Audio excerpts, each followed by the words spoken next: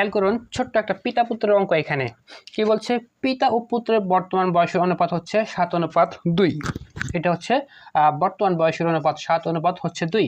পিতার বর্তমান বয়স 42 বছর। 10 বছর পূর্বে পুত্রের বয়স কত, অর্থাৎ এখন থেকে 10 বছর আগে পুত্রের বয়স কত। বর্তমানটা বের করতে হবে, তারপরে আমাদের পূর্বেরটা বের করতে হবে। পিতা ও পুত্র বলছে, কিন্তু পিতা ও পুত্র অনুপাত 7:2, অর্থাৎ পিতার অনুপাত হচ্ছে 7, পুত্র হচ্ছে 2। তাহলে পিতার কি বলছে 7, আমরা এখানে কি নিলাম, পিতার বরাবর কিন্তু আমরা 7 একটা নিয়ে নিলাম। এরপর কি বলছে পুত্র কত, পুত্র হচ্ছে 2, বাস পুত্র বরাবর আমরা 2 নিয়ে নিলাম। খেয়াল করুন, হ্যাঁ। এখন পিতার বর্তমান বয়স 42 বছর। এই যে এটা পিতা আছে না, পিতা কত নিয়েছি 7, এই হচ্ছে 7।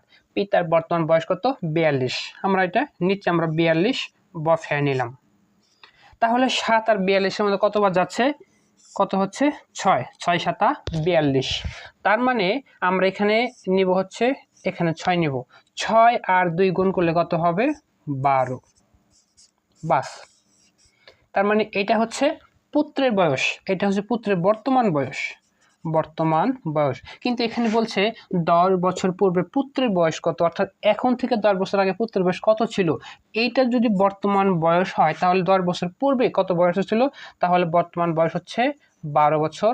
10 বছর আগে কত বয়স ছিল, যেহেতু 10 বছর পূর্বে কথা বলছে, 12 থেকে 10 বিয়োগ করলে হবে 2, বাস।